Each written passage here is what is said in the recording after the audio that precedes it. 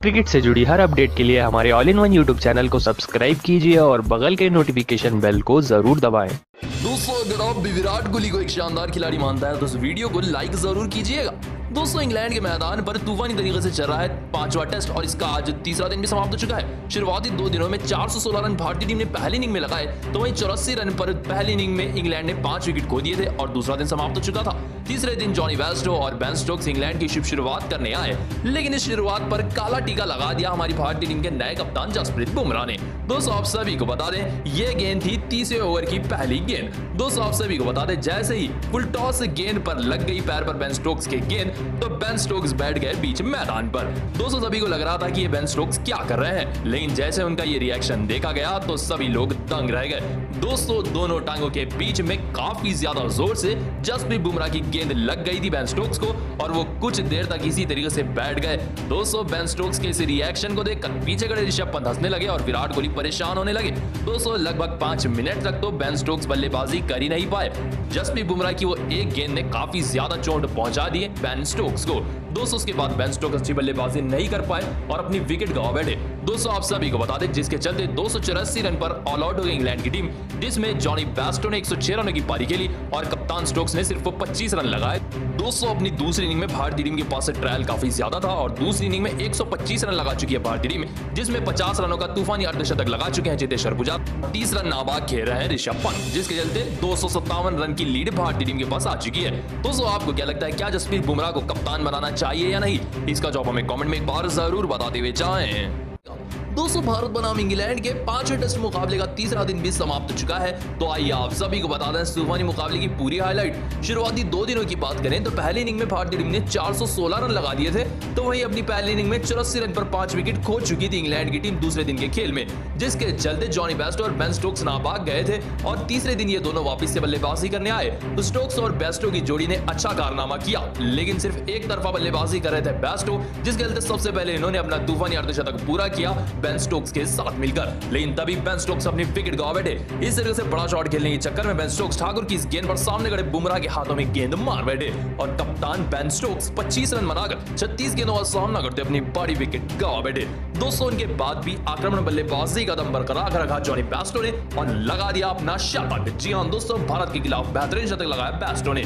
दोस्तों, उनके बाद शामी की इस बाहर जाती हुई गेंद पर बेयरस्टो अपने बल्ले का एज से बैठे और पीछे खड़े विराट कोहली ने स्लिप में शानदार कैच पकड़ी। खतरनाक बल्लेबाज जॉनी बेयरस्टो पवेलियन लौट गए, शतक लगाकर 106 रनों की एक शानदार पारी खेलकर आउट हुए जॉनी बेयरस्टो। उनके बाद विकेटों का पतंग जारी रहा।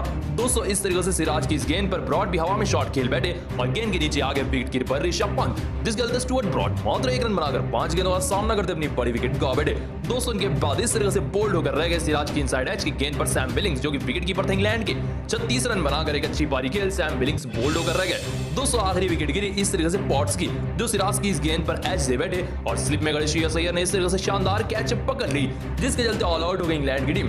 दोस्तों, 284 रन पर ऑल आउट हो गई इंग्लैंड की टीम अपनी पहली इनिंग में, जिसके चलते 132 रनों से इंडिया के पास लीड आ चुकी थी। जी हां दोस्तों, 132 रनों से अभी भारतीय टीम आगे थी। अब दिन खत्म करने के लिए भारतीय टीम बल्लेबाजी करने उतरी अपनी दूसरी इनिंग में, लेकिन शुरुआत इस बार खराब रही। दोस्तों, आंदरसान की इस गेंद पर इस तरीके से शुभमन गिल अपने बल्ले का बड़ा एज से बैठे और गेंद जाकर गिरी स्लिप में जो रूट के हाथों में, जिसके चलते इस मुकाबले में शुभमन गिल मात्र 4 रन बनाकर अपनी बड़ी विकेट गंवा बैठे। दोस्तों, उनके बाद मैदान पर चेतेश्वर पुजारा और हनुमा विहारी बल्लेबाजी करने आए। दोस्तों, आप सभी को बता दें, लेकिन हनुमा विहारी भी ज्यादा देर मैदान पर टिक नहीं पाए। ब्रॉड की इस गेंद पर एज दे बैठे अपने बल्ले का और पीछे खड़े जॉनी बेयरस्टो ने शानदार कैच लपक ली, जिसके चलते हनुमा विहारी 11 रन बनाकर 44 गेंदों का सामना करते हुए खराब बल्लेबाजी कर आउट हुए। उनके बाद विराट कोहली आए थे, लेकिन इनसे भी हो गई बड़ी गलती।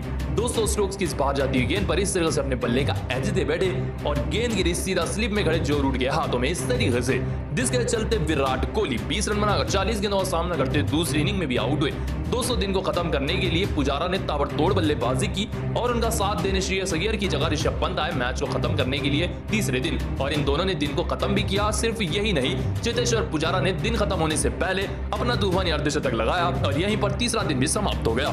दोस्तों, भारतीय टीम का स्कोर हो चुका है 125 रन 3 विकेट के नुकसान पर और भारतीय टीम अभी भी 257 रनों से आगे है। जी हां दोस्तों, भारतीय टीम के पास 257 रनों की लीड आ चुकी है। इसका मतलब यह है कि भारतीय टीम अब काफी बड़ा टोटल देने वाली है इंग्लैंड की टीम को। दोस्तों, आपको क्या लगता है, क्या भारतीय टीम ये टेस्ट मुकाबला जीत पाएगी या नहीं? इसका जवाब हमें कमेंट में एक बार जरूर बताते हुए जाएं। दोस्तों भारत बनाम इंग्लैंड के 5वें टेस्ट मुकाबले का दूसरा दिन शानदार तरीके से शुरू हुआ। पहले दिन की बात करें तो 338 रन लगा दिए थे भारतीय टीम ने 7 विकेट के नुकसान पर। जडेजा और शामी ना भागते। ऐसे में दिन की शुरुआत करने जडेजा और शामी वापस से तूफानी बल्लेबाजी करने आए और साथ जडेजा ने अपने पहले दिन के फॉर्म को बरकरार रखा और तूफानी बल्लेबाजी की। दोस्तों इन्होंने इंग्लैंड के कप्तान बेन स्टोक्स को भी नहीं बख्शा और तूफानी बल्लेबाजी करते अपना शतक लगा दिया। जी हां दोस्तों, साथ जडेजा ने इंग्लैंड के एडबास्टन के मैदान पर तूफानी तरीके से शतक लगा दिया है। दोस्तों उनका साथ दे रहे थे मोहम्मद शामी, लेकिन वो ज्यादा देर मैदान पर टिक नहीं पाए। दोस्तों इस तरीके से ब्रॉड की गेंद पर एज से बैठे और हवा में खेल बैठे गेंद और नीचे फील्डर ने शानदार कैच लपक ली, जिस गलते मोहम्मद शामी 16 रन बनाकर 31 गेंदों का सामना करते तूफानी बल्लेबाजी कर आउट हुए। उनके ठीक बाद शतक लगाकर बोल्ड हो गए इस तरीके से रविंद्र जडेजा। दोस्तों जडेजा ने 104 रनों की बेहतरीन पारी खेली और जेम्स एंडरसन की गेंद पर अंत में बोल्ड हुए। उनके बाद मैदान पर खलनायक आ गए जिनका नाम था जसप्रीत बुमराह और स्टुअर्ट ब्रॉड। दोस्तों स्टुअर्ट ब्रॉड के एक ही ओवर में जसप्रीत बुमराह ने 2 छक्के 4 चौके 9 बॉल और वाइड के चलते 35 रन बटोर लिए। जी हां दोस्तों, ब्रॉड का यह एक ओवर टेस्ट क्रिकेट के इतिहास में सबसे महंगा ओवर बन गया है। दोस्तों आखिरी विकेट थी सिराज की, जो इस तरीके से एज दे बैठे अपने बल्ले का एंडरसन की गेंद पर और नीचे फील्डर ने कैच पकड़ी, जिस चलते भारतीय टीम ऑल आउट हुई। दोस्तों भारतीय टीम ने 416 रन लगा दिए हैं और भारतीय टीम ऑल आउट हो चुकी है। जी हां दोस्तों, भारतीय टीम ने 416 रन लगा दिए हैं, जिसमें से 31 रन नाबाद थे बुमराह। टॉप स्कोरर थे ऋषभ पंत जिन्होंने 146 रनों की पारी खेली थी और जडेजा जिन्होंने 104 रनों की पारी खेली थी। दोनों की पारियों ने भारतीय टीम को एक बहुत ही बड़े टोटल तक पहुंचा दिया। ऐसे में अब अपनी इंग्लैंड पहली इनिंग में बल्लेबाजी करने उतरी, लेकिन पहला ही झटका दिया बुमराह ने। दोस्तों इस तरीके से बोल्ड होकर रह गए पहले सलामी बल्लेबाज। जी हां दोस्तों, बुमराह की गेंद पर इनसाइड एज के चलते बोल्ड होकर रह गए लीज 6 रन बनाकर 9 गेंदों का सामना करते। दोस्तों उनके बाद भी बुमराह का कहर बरकरार रहा। बुमराह की इस गेंद पर जैक क्रॉली एज दे बैठे और स्लिप में खड़े शुभमन गिल ने शानदार कैच लपक ली, जिसके चलते क्रॉली भी मात्र 9 रन बनाकर 17 गेंदों का सामना करते आउट हुए। लेकिन बुमराह कहां थमने वाले थे। तो उसकी अगली ही गेंद पर बुमराह ने इस तरीके से ओली पोप को फंसाया, ये भी स्लिप में एज दे बैठे और पीछे खड़े फील्डर ने शानदार कैच लपक ली, जिसके चलते ओली पोप भी 10 रन बनाकर आउट हुए और बुमराह के खाते में 3 बड़े विकेट गिर गए। जी हां दोस्तों, भारतीय टीम ने 3 बड़े विकेट शुरुआत में ही निकाल लिए इंग्लैंड के, लेकिन उसके बाद जो रूट आए बल्लेबाजी करने के लिए और उनका साथ देने आए बेस्टो। दोस्तों मैच वापस से शुरू हो गया। बारिश खत्म होने के बाद वापस से रूट और बेस्टो बल्लेबाजी कर रहे थे मैदान पर, लेकिन रूट का स्वागत किया मोहम्मद सिराज ने।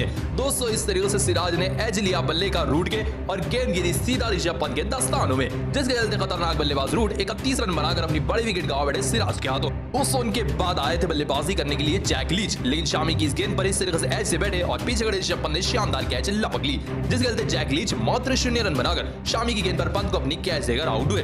दोस्तों उनके मैदान पर आए 2 खतरनाक बल्लेबाज जिनका नाम था जॉनी बेस्टो और बेन स्टोक्स। दोस्तों दोनों ने मिलकर दिन को समाप्त किया। दोस्तों फिलहाल जॉनी बेस्टो 12 रन नाबाग है और उनके साथ बेन स्टोक्स 0 रन नाबाग है, जिसके चलते इंग्लैंड की टीम ने अपनी पहली इनिंग में 84 रन लगा दिए हैं 5 विकेट के नुकसान पर और दूसरा दिन समाप्त हो चुका है, जिसके चलते अभी भी 332 रनों से इंग्लैंड की टीम पीछे है। जी हां दोस्तों, इंग्लैंड की टीम अभी भी 332 रनों से पीछे है भारतीय टीम के टोटल से। दोस्तों आपको क्या लगता है कौन सी टीम ये टेस्ट मुकाबला जीत पाएगी? इसका जवाब हमें कमेंट में एक बार जरूर बताते हुए जाएं।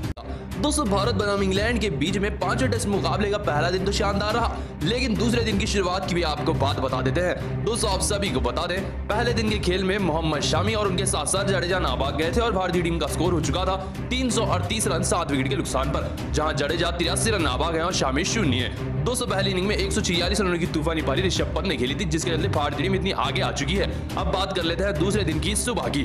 दोस्तों दूसरे दिन के हिसाब से भी पिच काफी ज्यादा ड्राई नजर आ रही है, तो शुरुआत में भी एंडरसन को गेंद मिलेगी साथ जडेजा के खिलाफ। दोस्तों आप सभी को बता दें, एक तरफ से स्टुअर्ट ब्रॉड, दूसरी तरफ से एंडरसन जडेजा के ऊपर आक्रमण जरूर करेंगे, क्योंकि वो सिर्फ 17 रन दूर है अपने शतक से, जिसके चलते बेन स्टोक्स काफी ज्यादा चिंता में है, क्योंकि पहले ही ऋषभ पंत पूरी तरह से बर्बाद कर चुके हैं इंग्लैंड की टीम को पहले दिन के खेल में, तो स्टोक्स परेशान हो रहे हैं। तो वहीं साथ जडेजा का फॉर्म देखकर लग रहा है कि ये पूरी तरीके से शतक लगाने वाले हैं। अगर इंग्लैंड अपने मंसूबों में कामयाब होती है तो सर जडेजा बिना शतक लगाए ही आउट हो सकते हैं, क्योंकि इंग्लैंड का सिर्फ और सिर्फ टारगेट फिलहाल के वक्त सर जडेजा है। क्योंकि अगर इंग्लैंड के हाथों में जडेजा की विकेट लग जाती है तो भारतीय टीम लगभग 350 के आसपास ही ऑल आउट हो जाएगी, ऐसा सोचना रहेगा बेन स्टोक्स का, जिसके चलते वो अपने खतरनाक गेंदबाज स्टुअर्ट ब्रॉड को जडेजा के पीछे ही लगा देंगे। दोस्तों आप सभी को बता दें, भारतीय टीम अगर 450 तक पहुंचना चाहती है तो जडेजा का मैदान पर टिकना काफी ज्यादा जरूरी है। अगर दिन के शुरुआत में सर जडेजा विकेट अपनी गंवा देते हैं तो भारतीय टीम लगभग 350 से लेकर 370 के अंदर ही ऑल आउट हो जाएगी। फिलहाल भारतीय टीम का स्कोर 338 रन है 7 विकेट के नुकसान पर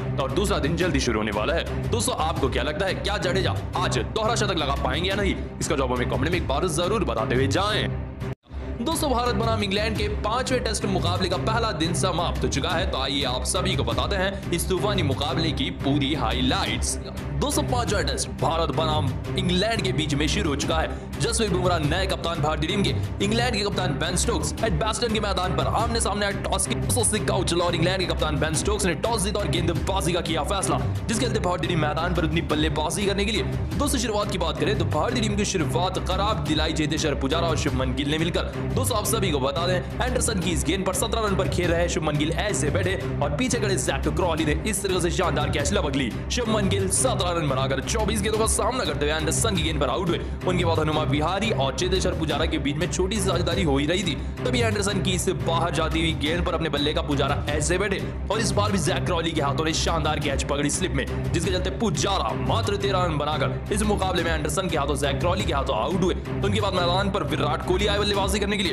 दोस्तों विराट कोहली और हनुमा विहारी बल्लेबाजी कर ही रहे थे। दोस्तों 2 विकेट जाने के बाद भारतीय टीम के ऊपर प्रेशर था। विराट कोहली मैदान पर बल्लेबाजी कर रहे थे हनुमा विहारी के साथ, लेकिन तभी हनुमा विहारी भी मैट पॉट्स की इस गेंद को खेल नहीं पाए और एलबीडब्ल्यू आउट होकर रह गए। 20 रन बनाकर हनुमा विहारी इस मुकाबले में आउट हुए। दोस्तों उनके बाद कप्तान कोहली बल्लेबाजी कर ही रहे थे, तभी वो भी मैटी पॉट्स की इस गेंद पर गेंद को छोड़ने के चक्कर में अपने बल्ले का ऐसे बैठे और बुरी तरह से बोल्ड होकर रह गए। कोहली 11 रन बनाकर 19 गेंदों का सामना करते अपनी बड़ी विकेट गवा बैठे। दोस्तों उनके बाद श्रेयस अय्यर बल्लेबाजी करने आए थे। इनसे अच्छी शुरुआत की उम्मीद थी, लेकिन ये भी जेम्स एंडरसन की बाहर जाती हुई इस गेंद को इस तरह से ऐसे बैठे और पीछे डाइव लगाकर शानदार तरीके से सैम बिलिंग्स ने कैच पकड़ ली, जिसके चलते श्रेयस अय्यर 15 रन बनाकर 11 गेंदों का सामना करते अपनी बड़ी विकेट गवा बैठे।